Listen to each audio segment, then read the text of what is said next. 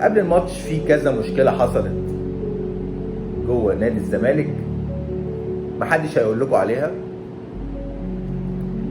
مهدي سليمان حارس المرمى اللي انضم لنادي الزمالك حديثا وشيكو بونز اتخانقوا او شدوا مع فيريرا، وكمان زائد بقى مشكله احمد حمدي مع جون ادوارد واداره نادي الزمالك بخصوص الفلوس اللي ليه. سيف الجزيري برضو كان في مشكله بينه وبين زمايله في غرفه اللبس. طبعا اكيد الكلام ده كله مؤثر على تركيز الفريق وعلى اداره نادي الزمالك.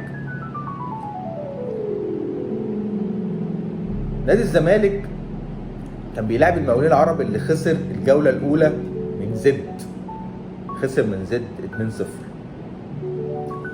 طب ايه سبب ان الزمالك ما يقدرش يكسب المقاولين المغلوب من زد 2-0 في الماتش اللي فات؟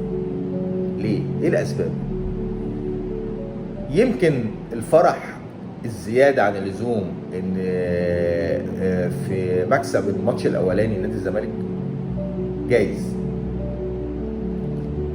جايز عشان الغرور اللي ركب اللعيبه واداره نادي الزمالك لما كسبوا سيراميكا وقالوا لا ده خلاص بقى، ده احنا كده نروح الدوري الانجليزي ونلاعب الفرق الانجليزيه.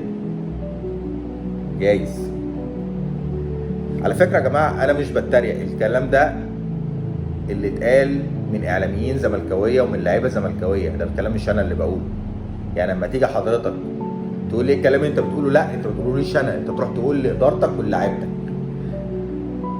عشان كسبت ماتش واحد، كسبت سيراميكا كليوباترا، فبقيت خلاص انت كده ما ينفعش تلعب في الدوري المصري وتروح تلعب في الدوري الانجليزي. الكلام ده انت اللي قلته مش احنا اللي قلناه.